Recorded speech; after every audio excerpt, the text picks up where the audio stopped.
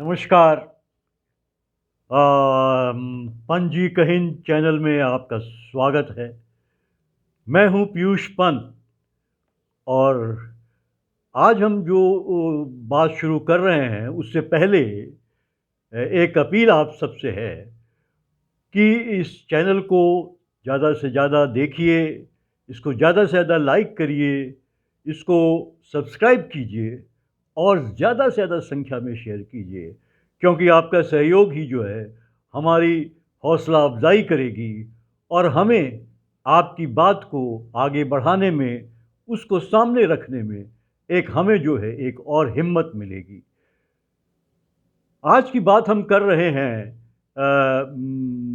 मायावती जी के ऊपर, क्योंकि अचानक जो है मायावती जी ने जो है जिस तरह से अपने भतीजे जो आकाश आनंद को जो है निकाल दिया सभी पदों से, जो है जो कोऑर्डिनेटर के पद पे उनको उनकी रखा गया था, और वो जो है कि उसको निकाल दिया। यही नहीं, इस बार तो उन्होंने उनको पार्टी से भी बेदखल कर दिया पूरी तरीके से। पिछली बार भी उन्होंने ऐसा किया था, आपको याद होगा।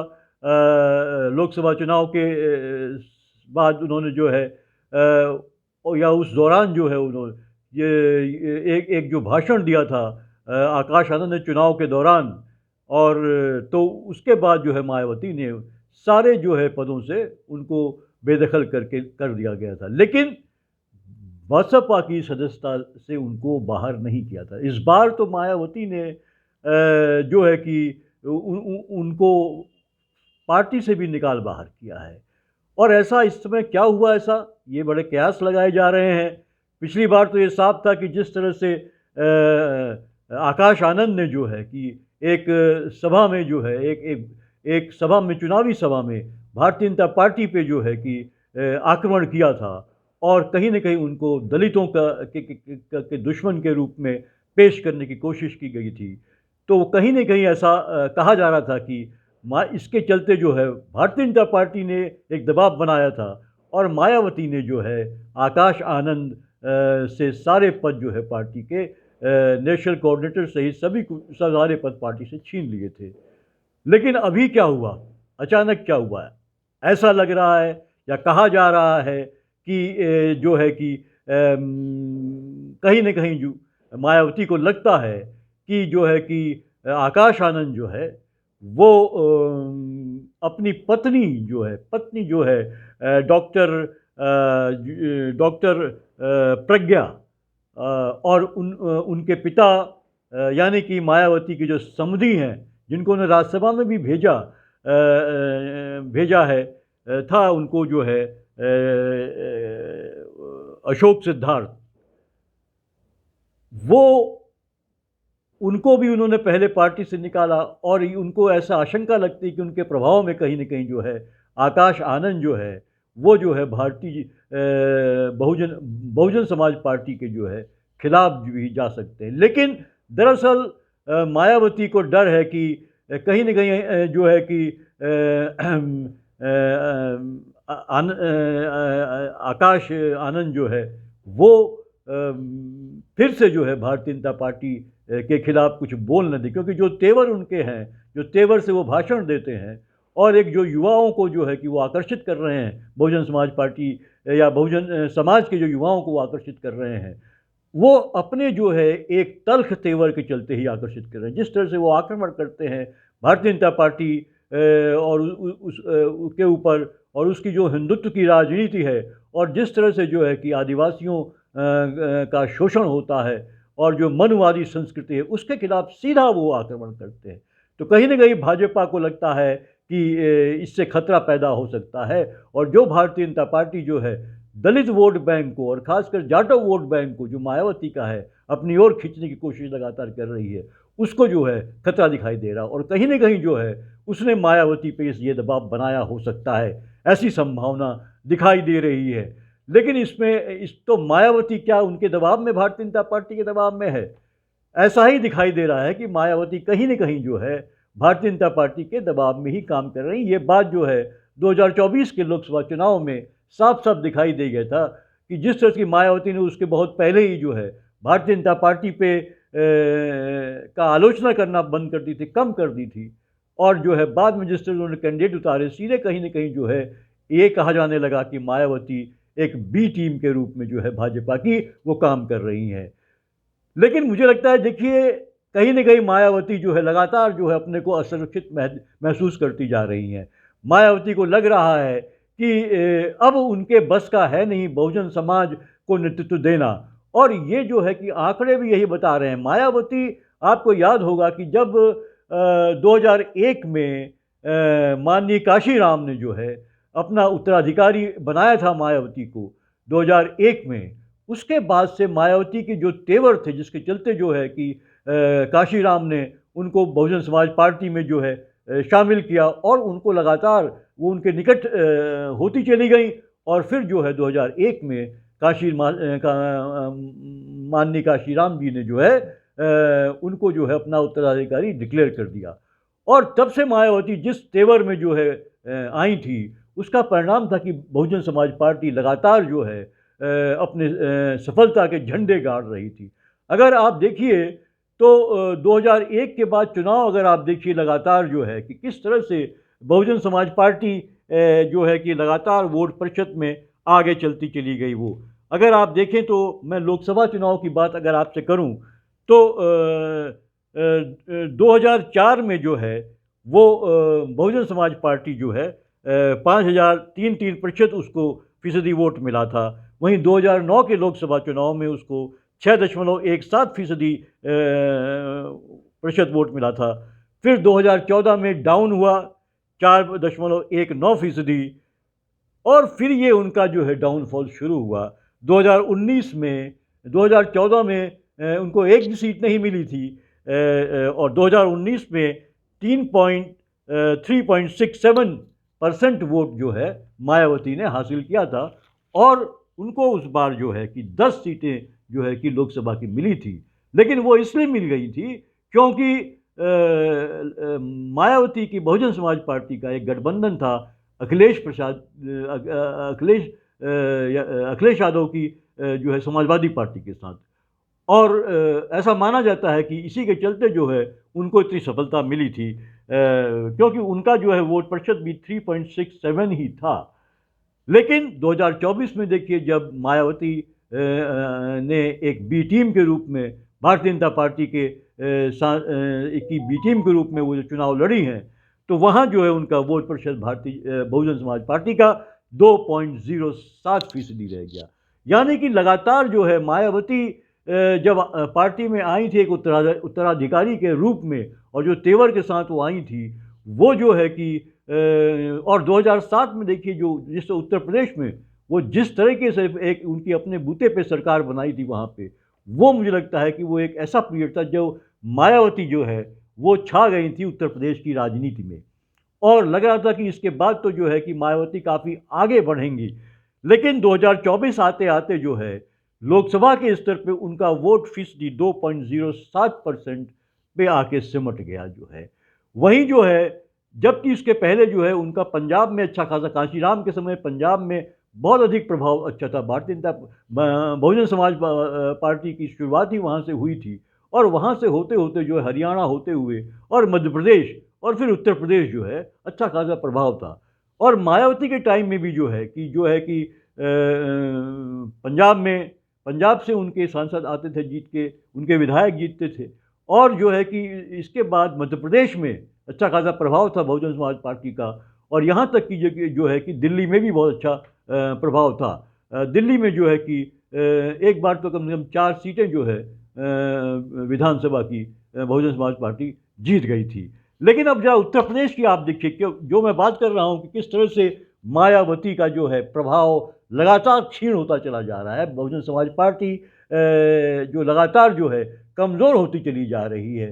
अब अगर हम उत्तर प्रदेश को देखें तो उत्तर प्रदेश में जैसे मैंने आपको पहले कहा कि 2007 में जो है कि मायावती जो है ने कमाल किया था। उन्होंने 2007 में जो है वो 30.43% वोट ला के जो है उन्होंने जो है कि 206 सीटें जीती थी अपने बूते पे।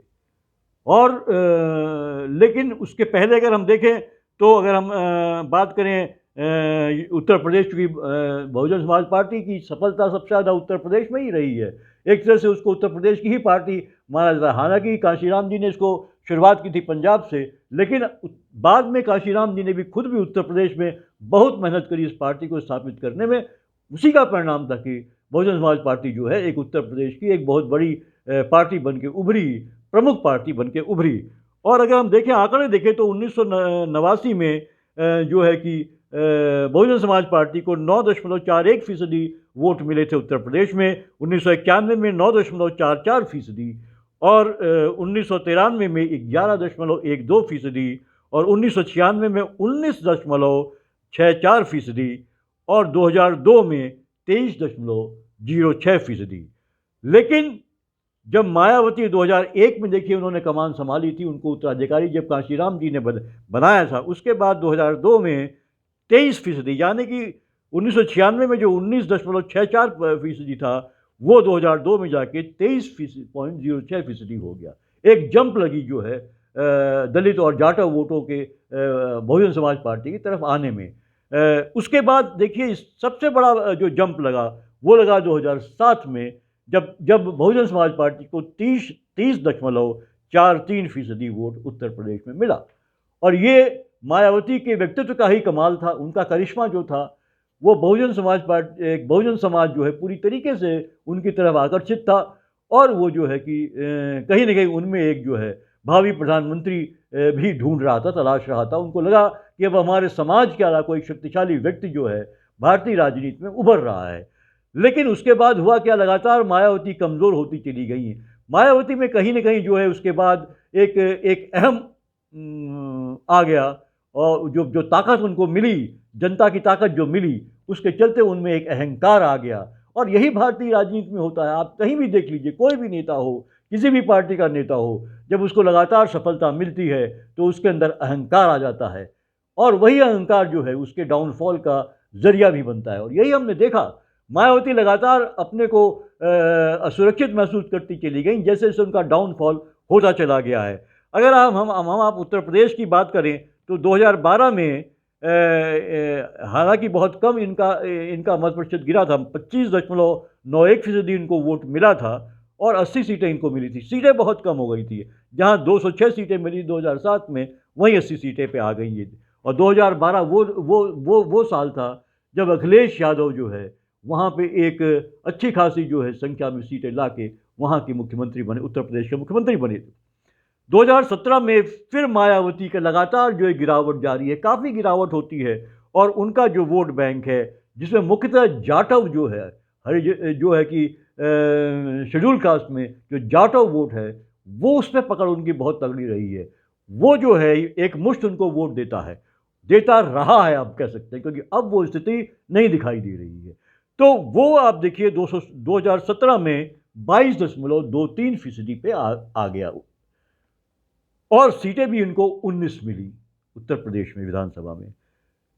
और फिर क्या हुआ, 2022 आते आते इनका वोट फीसदी भी जो है वो भी घट गया, जो कि माना जा रहा था कि इनके साथ इंटैक्ट रहता है। इनका जाटव वोट या दलित वोट, जो दलित में से अन्य जो दलित लोग हैं वो भी इनके साथ आते थे, वो जो घट के 2022 के विधानसभा चुनाव में 12.88% हो गया, और सीट इनको मात्र एक सीट मिली विधानसभा की। आप सोच सकते हैं, ये मायावती, उसकी बीएसपी को सिर्फ एक सीट मिली 2022 में।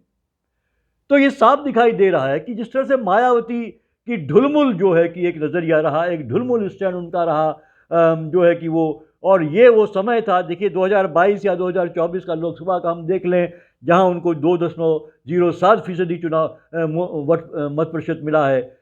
क्यों ऐसा हुआ? क्योंकि लगातार मायावती कमज़ोर होती चली गई। मायावती जो है नैतिक रूप से, राजनीतिक रूप से दोनों कमज़ोर, नैतिक रूप से कमज़ोर होती चली गई, क्योंकि जो है ऐसा कहा जाता है कि काफ़ी कुछ जो है भ्रष्टाचार को उन्होंने बढ़ावा दिया, और भ्रष्टाचार से वो जो है कहीं ना कहीं जो है तमाम तरह के आरोप उन पे लगे। यहाँ तक कि पार्टी के टिकट को लेकर आरोप लगे उन पे, दूसरे आरोप लगे उनके, कुछ दौलत जमा करने के आरोप लगे। बाद में ईडी ने भी छापे मारे गए, वो अपने भाई के खिलाफ केस भी लगे। और उनका भाई जो आकाश आनंद कुमार जो है उनके भाई, वही उनका इस कामकाज देखते थे, और वो जो है कि उनके खिलाफ जो है ईडी और सीबीआई की रेड भी पड़ी। तो ये लगातार इसलिए जो है, जिस भ्रष्टाचार के जो आरोपों में चलते, और अगर ये हकीकत है तो ये तमाम चीज़ों ने मायावती को कमज़ोर कर दिया, और वो ये मान के चलती रहीं कि जो जाटव वोट है, जो दलित वोट है, वो तो उसके साथ रहेगा। लेकिन ऐसा होता नहीं है। जब तक देखिए समाज को आप आगे लेके नहीं चलते हैं, समाज समाज जो है आपको बिल्कुल निस्वार्थ भाव से जो है समर्थन देता है, ये मान के देता है कि आप समाज के लिए काम करेंगे, समाज के सशक्तिकरण के लिए काम करेंगे, उनको आगे बढ़ाएंगे। लेकिन मायावती लगातार जो है अपने निहित स्वार्थों के चलते वो राजनीतिक रूप से कमज़ोर होती चली गई, और उनका जो जो नैतिक बल उनके अंदर एक समय में था, जो लड़ाई लड़ने का उनका एक मादा था दलितों के लिए या कहिए जाटो समुदाय के लिए, वो धीरे धीरे क्षीण होता चला गया, और धीरे धीरे उन पे एक तमगा भारतीय जनता पार्टी की बी टीम होने का लगने लगा। और यही मुझे लगता है कि कहीं न कहीं असुरक्षित होने का डर है, जो जिस तरह से वो अपने भतीजे को जो है लेके आईं, आकाश आनंद को लेके आईं, यहाँ पे भी उनकी आलोचना हुई कि परिवारवाद की शिकार बहुजन समाज पार्टी भी हो गई है। लेकिन वही असुरक्षा की भावना है कि किसी और दूसरे नेताओं को जो है कि वो ताकत न मिल जाए जो बाद में मायावती के लिए खतरा बन जाए, और लगातार इसीलिए उन्होंने कई नेताओं को बाहर का रास्ता दिखा दिया, और कई नेता जो है उनके तौर तरीके और उनके एटीट्यूड, उनकी डिक्टेटरशिप के चलते जो है वो पार्टी छोड़ के चले गए। तो अब वो उन्होंने जो है कि आकाश आनंद को पार्टी की कमान सौंपी। लेकिन आकाश आनंद को सौंपी, आकाश आनंद ने एक पढ़े लिखे युवा आकाश आनंद, और उन्होंने एक ये दिखाया, एक ऐसा टेम्परामेंट दिखाया कि वो वही दिखाया जो कभी मायावती दिखाया करती थी, और वो लगातार जो है कि बहुजन युवाओं के आकर्षण का केंद्र बनते चले गए, और काफ़ी युवा उनको पसंद करते रहे। वहीं मुझे लगता है कहीं न कहीं जो है कि मायावती को भी ये आशंका लगने लगी कि कहीं जो है कि ये मुझसे भी आगे ना निकल जाए। भारतीय जनता पार्टी का पर्दे के पीछे तो खेल चलता ही है। भारतीय जनता पार्टी हर अपनी सहयोगी दल को जो है, हर छोटी पार्टी को हर राज्य में जो है कमज़ोर करने की कोशिश करती है, और उसके आधार पर उनके वोट बैंक को अपनी तरफ खींचने की कोशिश करती है।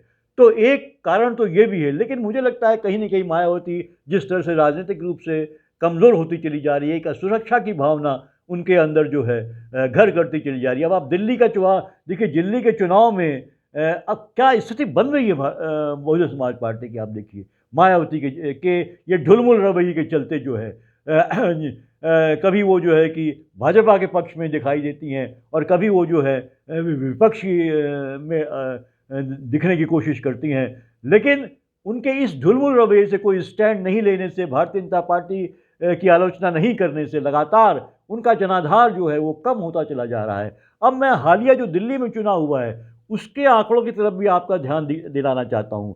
एक टाइम में दिल्ली में अच्छा खासा प्रभाव था मायावती की बहुजन समाज पार्टी का, और मध्य प्रदेश में भी बहुत अच्छा प्रभाव था। मध्य प्रदेश में भी जो अभी चुनाव हुए हालिया विधानसभा के, वहाँ पे भी जो है कि मायावती की पार्टी बीएसपी बहुत ख़राब उनका प्रदर्शन रहा है।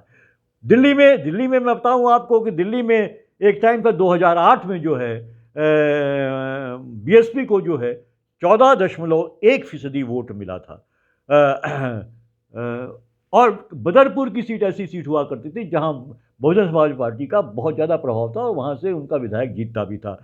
लेकिन इस बार जो है 2020 में ये प्रतिशत उनका घट के 0.71 पे पहुंच गया, और इस बार तो इंतहा हो गई। इस बार 2025 का जो दिल्ली का जो विधानसभा का चुनाव हुआ है, वहाँ जो है मायावती का वोट जो है वो 0.58% ही रहा। कई कम 45 लगभग जो है ऐसी कॉन्स्टिट्यूंसी हैं, ऐसी विधानसभा क्षेत्र है जहाँ पे बीएसपी को जो है नोटा से भी कम वोट मिला है। नोटा को जो 0.57% वोट मिला दिल्ली में, उससे भी कम जो है मायावती को वोट मिला, और 50 सीटें तो लगभग ऐसी थी जिसमें 1000 वोट भी उनके कैंडिडेट को नहीं मिल पाया।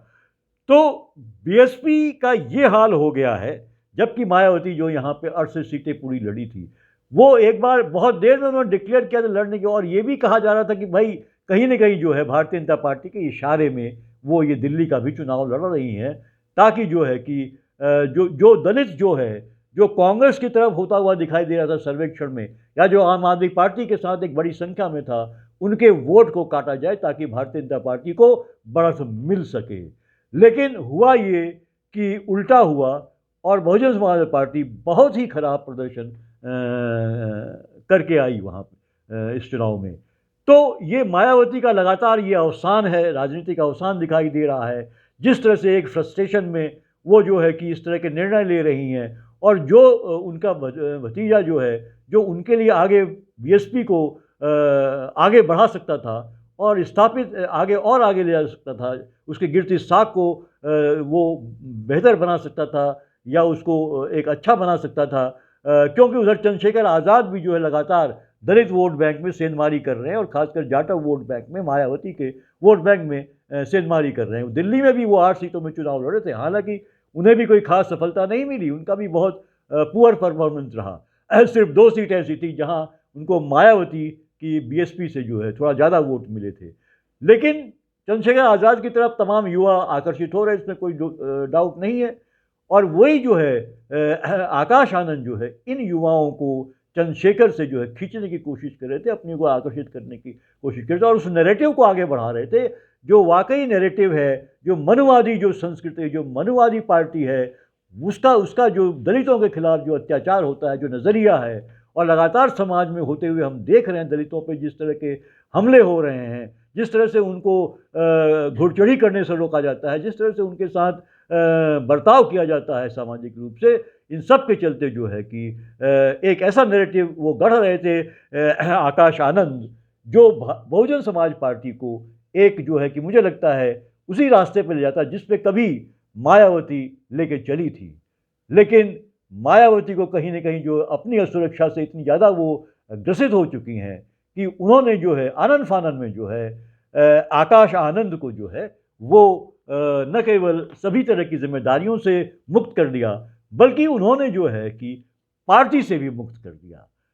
तो देखना ये होगा कि आने वाले समय में आकाश आनंद बीएसपी में ही बने रहते हैं, या कहीं चंद्रशेखर आज़ाद की पार्टी में चले जाते हैं, या कोई एक नया कुछ अपना शुरुआत करके जो जो जो बहुजन समाज के युवा लोग हैं, जो बहुत परेशान हैं, जिनको एक लगातार एक शोषण के प्रति जो है वो कहीं ना कहीं जो एक सवाल उठाते हैं, उनको अपनी ओर आकर्षित करके कोई नया जो है कि कोई इस तरह का संगठन या कोई नई पार्टी बनाते हैं। ये सब आगे चल के देखना होगा, ये सब भविष्य के गर्भ में भी है। फिलहाल मैं भी आपसे इजाज़त लेता हूँ। नमस्कार, आदाब, सत श्री अकाल।